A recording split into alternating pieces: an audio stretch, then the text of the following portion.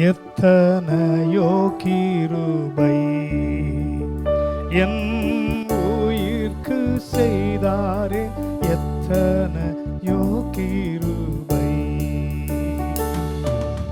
நித்தம் என்னை மூடி சூட்டினதும் அன்றி, நித்தம் என்னை மூடி சூட்டினதும் அன்றி, நேயமாக ஜீவனை மீட்டத என்னாடுமே துதிப்பாய்.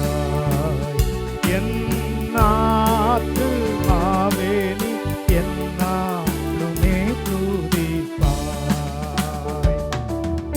இந்நாள் வரையிலே உன்னதனார் செய்த, இந்நாள் வரையிலே உன்னதனார் செய்த எண்ணில்லா நன்மைகள் யாவும் மறவாது என்னாலுமே துதிப்பாய்.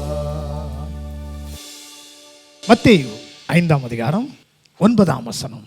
சமாதானம் பண்ணுகிறவர்கள் பாக்கியவான்கள், அவர்கள் தேவனுடைய புத்திரர் எனப்படுவார்கள். Blessed are the peacemakers, for they shall be called the children of God. எத்தனை பேருக்கு ஆண்டவருடைய பிள்ளைகள் என்று அழைக்கப்பட வேண்டும் என்று விருப்பம் இருக்கிறது. ஆனால் எத்தனை பேர் சமாதானம் பண்ணுகிறவர்களாக இருக்கிறோம்?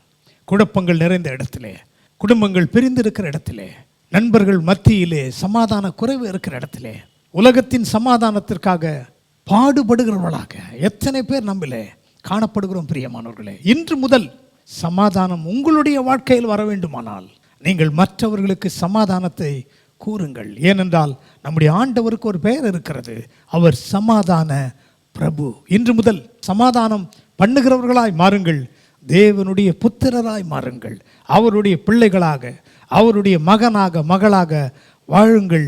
கர்த்தர் உங்களை ஆசீர்வதிப்பார். சமாதான பிரபுவாகிய எங்கள் அன்பின் பரலோக பிதாவே, இந்த நாளிலும் ஆண்டவரே, நீர் சமாதானத்தை விரும்புகிறீர். நீர் சீஷர்களை சந்திக்கும் போது அவர்கள் பயத்தோடு கலக்கத்தோடு இருந்த பொழுது உங்களுக்கு சமாதானம் என்று சொன்னீர், ஷலோம் என்று சொன்னீர். ஆண்டவரே, இன்றைக்கு தேசம் சமாதானத்தை விரும்புகிறது, நாடு சமாதானத்தை விரும்புகிறது, குடும்பங்கள் சமாதானத்தை விரும்புகிறது. உம்முடைய தேவ சமாதானத்தினால் உம்முடைய பிள்ளைகளை நீர் ஆளுகை செய்வீராக. சண்டைகளோடு சச்சரவுகளோடு கசப்புகளோடு வாழ்ந்து கொண்டிருக்கிற வாழ்க்கையிலே தேவ சமாதானம் இன்றைக்கு கிரியை செய்கிறதற்காக ஸ்தோத்திரம். உமக்கே மகிமை. ஆண்டவர் இயேசுவின் நாமத்தில் ஜெபிக்கிறோம் நல்ல பிதாவே, ஆமென்.